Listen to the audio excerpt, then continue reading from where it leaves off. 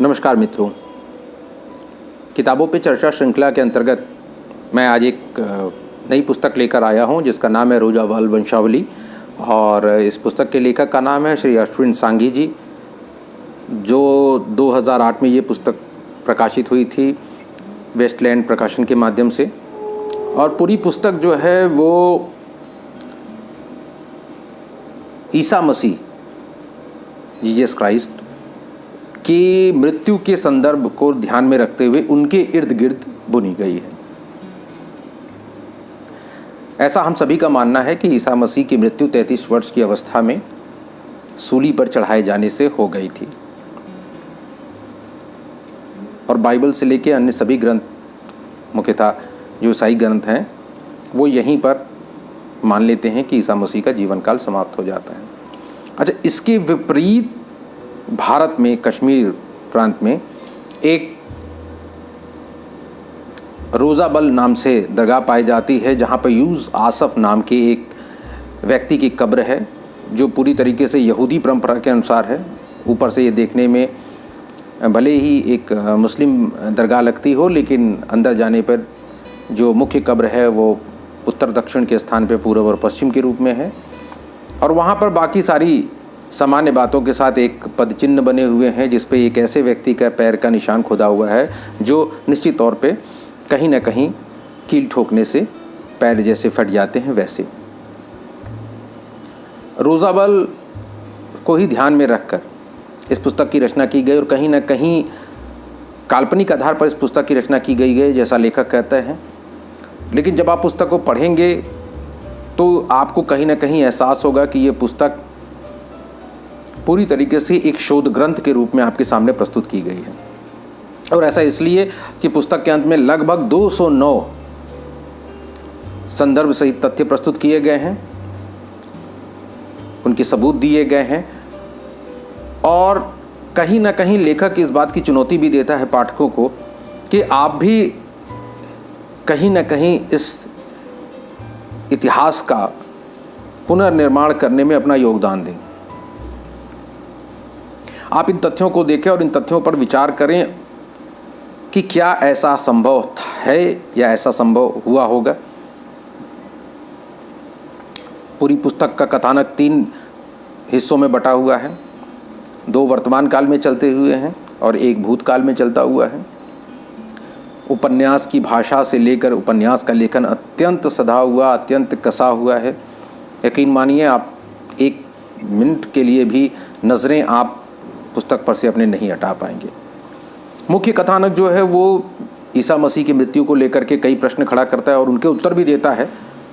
सामान्य पाठक के लिए उन प्रश्नों पर पुनः विचार करने की ज़रूरत महसूस की जाती है, जैसे कि जीसस को सूली पे चढ़ाए जाने का औचित्य क्या थे। और ऐसा इसलिए है कि जीसस ने मात्र 3 वर्ष यानी 30 वर्ष से लेकर 33 वर्ष तक की अवस्था में जो उपदेश दिए थे, और अगर यहूदी धर्मावलंबियों को वो बातें बुरी लगी थी तो वो उनको पत्थर मार सकते थे, जैसा कि उस समय चलन में था। लेकिन उसके विपरीत उन्होंने रोमन साम्राज्य के द्वारा जो राजनीतिक बंदियों को, राजनीतिक विद्रोहियों को सजा दी जाती थी सूली पे चढ़ाए जाना, उसका अनुसरण करते हैं। और यहीं पे ये औचित्य स्पष्ट हो जाता है कि कहीं ना कहीं जीसस एक धार्मिक व्यक्ति के रूप में नहीं थे, और ये जो पूरी घटनाक्रम है वो उनके इर्द गिर्द बुनी गई थी। पोंटियस, जो कि सजा सुनाता है, वो जीसस के गुप्त अनुयायी जोसेफ के माध्यम से कोशिश करता है कि ये सज़ा शुक्रवार को दिन दी जाए। और ऐसा इसलिए कि शनिवार का दिन यहूदियों के सब्त का दिन होता है, पूजा का दिन होता है, एक तरीके से कुछ ना करने का दिन होता है। और निश्चित तौर पे शुक्रवार के दिन जितनी देर से हो सके उनकी सूली पे चढ़ाए जाने का कार्य होता है, जिससे उनको शाम तक पुनः सूली पर से उतार लिया जाए और ऐसा करने से उनकी जान बच जाए। और ये इस तथ्यों से भी स्पष्ट होता है कि जब जीसस को सूली पे चढ़ाया गया, अब सूली पे चढ़ाने का जो तरीका है वो कुछ ऐसा है कि व्यक्ति के दोनों हाथ एक शहतीर से बांध दिया जाता है और उस पूरे शहतीर को एक लंबवत खड़े हुए शहतीर में बांध दिया जाता है, और घुटनों के नीचे जो पैर है उसको कील से ठोंक दिया जाता है, जिससे शरीर का भार जो है वो आपके सीने पर ना आए, जिससे आपका दम ना घुटे। और जब किसी व्यक्ति को तत्काल मारना होता है तब उसके घुटने तोड़ दिए जाते हैं, जिससे उसके शरीर का भार उसके सीने पर आ जाए और उस हृदय गति रुकने से मृत्यु हो जाए। अच्छा, ये भी देखने में कई बार आया हुआ है कि सूली पर चढ़े हुए व्यक्ति की मृत्यु 2 दिन में हुई है और कई बार तो लगभग 5 से 6 दिन भी लग गए हैं। यहाँ इन सबके विपरीत जो तथ्य हैं वो स्पष्ट करते हैं कि जीसस की मृत्यु कुछ ही घंटों में हो जाती है। जीसस के घुटने नहीं तोड़े जाते हैं, जबकि उनके अगल बगल जो 2 अपराधी थे उनके घुटने तोड़कर उनको मृत्यु प्रदान की जाती है। यहाँ ये विचारणीय प्रश्न जरूर लेखक आप सबके सामने प्रस्तुत करता है कि जब जीसस बहुत ज़्यादा थक जाते हैं और पानी की मांग करते हैं तो उनको स्पंज में एक सिरका, जैसा कि वर्णित है कि सिरका भिगो करके सुंघाया जाता है।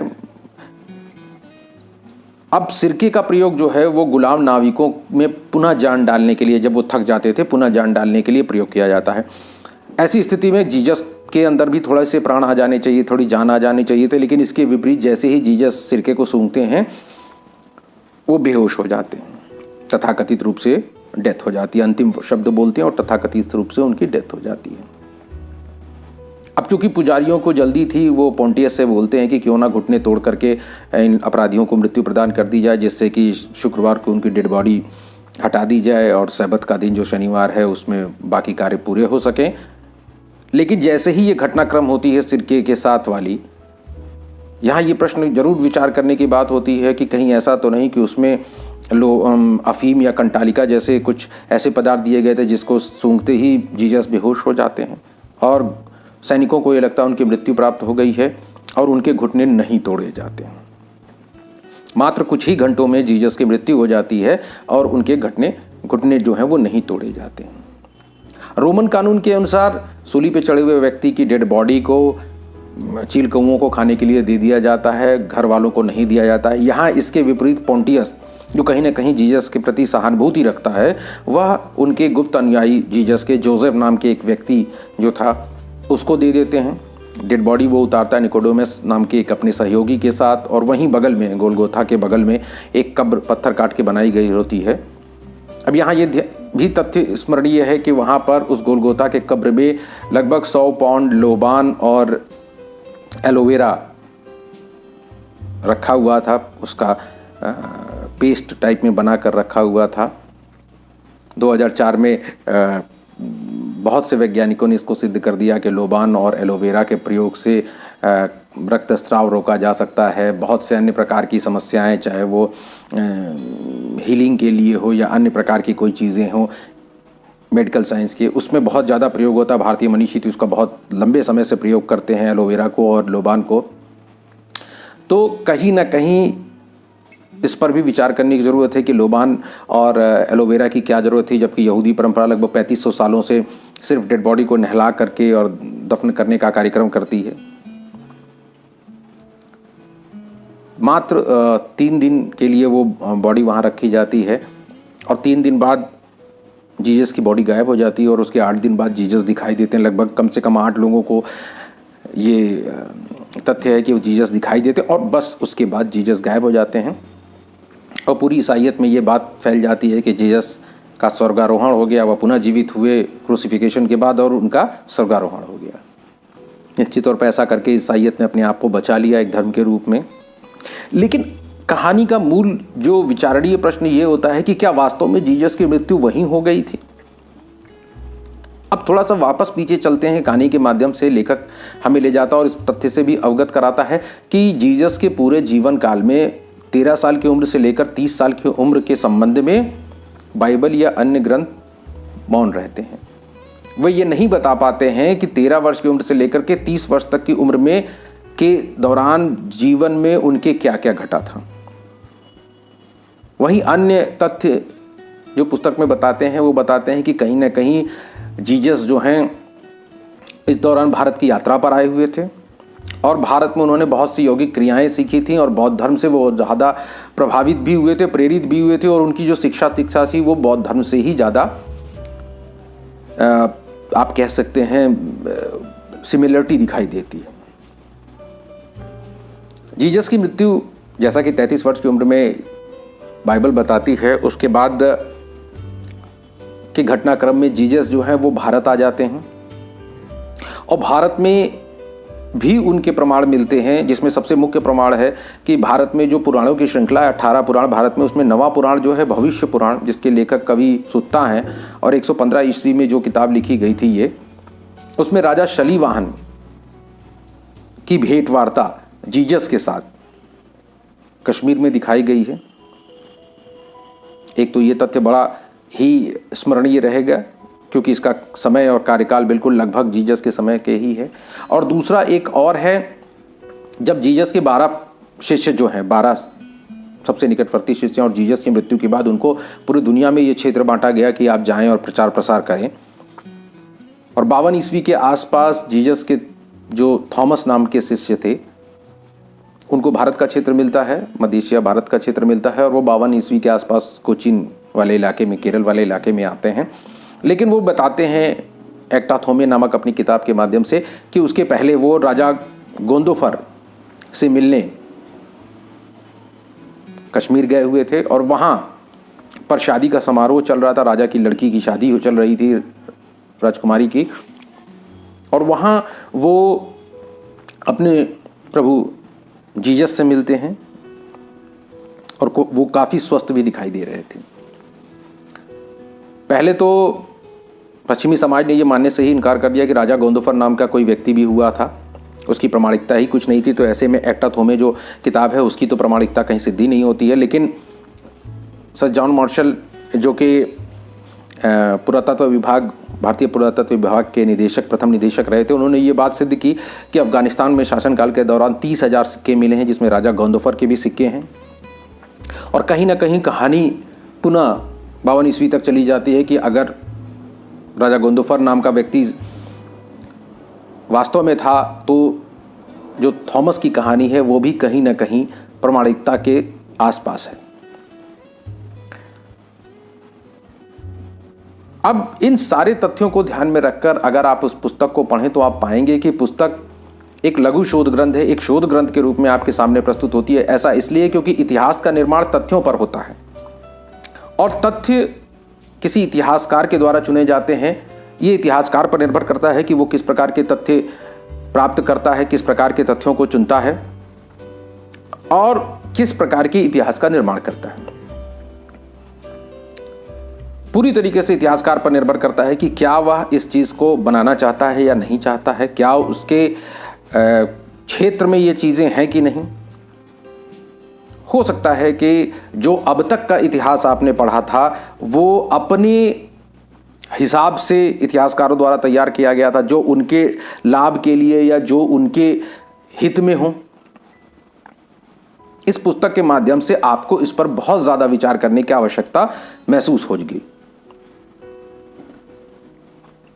एक और तथ्य इसमें दिया हुआ है कि सन 1947 में आकस्मिक रूप से एक गडेरिये को, जो कि अपनी बकरियों को वापस बुलाने के लिए एक पत्थर चलाकर मारता है और वो पत्थर एक गुफा में रखे कुछ मर्तबानों से टकरा जाता है और बाद में करीबन 7-8 साल 1955 तक के बीच में जब खोज होती है तो वहाँ इतिहासकारों को, खोजकर्ताओं को 900 मर्तबान मिलते हैं और 900 मर्तबानों में बहुत सी पांडुलिपियाँ मिलती हैं और वो पांडुलिपियाँ का जो कार्यकाल है कार्बन डेटिंग के माध्यम से ईसा पूर्व 1 शताब्दी से लेकर ईसा के बाद की शताब्दियों तक जाता है और आश्चर्यजनक रूप से उसमें ईसा की शिक्षाएं में गहरी समानता दिखाई देती है। अब प्रश्न ये उठता है कि ईसा के 100 वर्ष पूर्व की वो जो शिक्षाएं हैं वो ईसा मसीह की मौलिक शिक्षाएं कैसे हो सकती हैं, जबकि जो शिक्षाएं हैं वो बौद्ध धर्म से प्रेरित थीं। तो कहीं ना कहीं क्या यह शिक्षाएं ईसा की मौलिक शिक्षाएं थीं या बौद्ध धर्म से प्रेरित शिक्षाएं थीं? मृत सागर नाम की पांडुलिपियों के बारे में पूरा तथ्य दिया हुआ है, पूरा दृष्टांत दिया हुआ है और पूरा विचार करने के लिए आपके समक्ष एक क्षेत्र दिया हुआ है। इसी प्रकार पुस्तक में मैरी मैगडलेन के बारे में भी बात की गई है।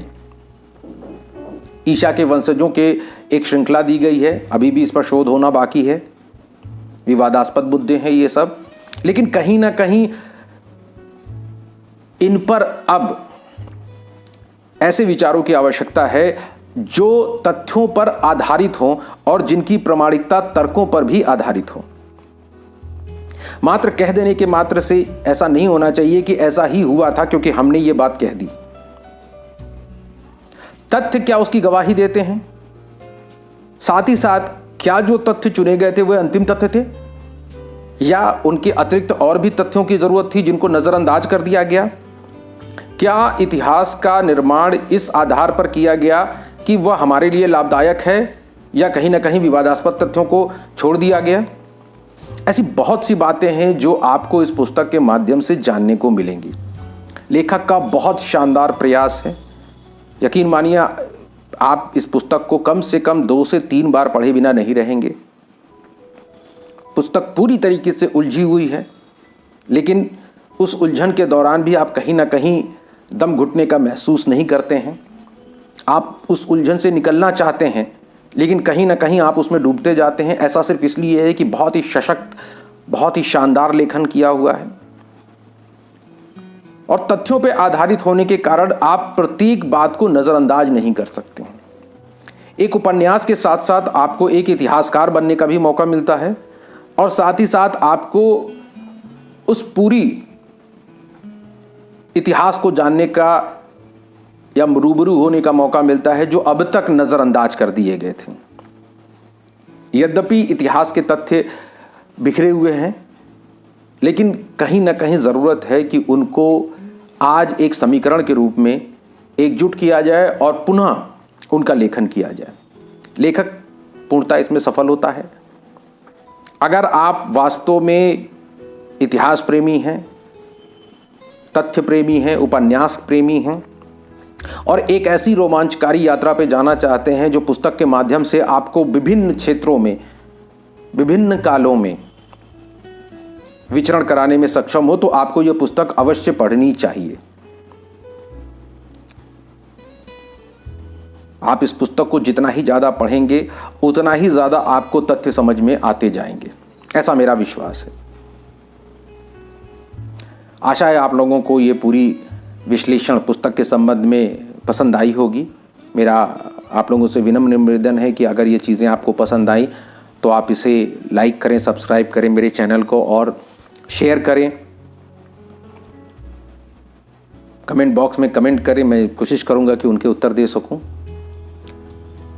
फिलहाल किताबों की चर्चा श्रृंखला में आज के लिए बस इतना ही। मैं जल्द ही एक नई पुस्तक के साथ आपके सामने प्रस्तुत होऊंगा। तब तक के लिए मैं आशा करता हूं कि आप इस पुस्तक को ज़रूर खरीदेंगे। ऑफलाइन, ऑनलाइन माध्यम से कहीं से भी आपको ये पुस्तक प्राप्त हो जाएगी और इस पुस्तक के माध्यम से आप उन तथ्यों पर ज़रूर विचार प्रस्तुत करेंगे जो लेखक आपके समक्ष प्रस्तुत करता है। तब तक के लिए धन्यवाद।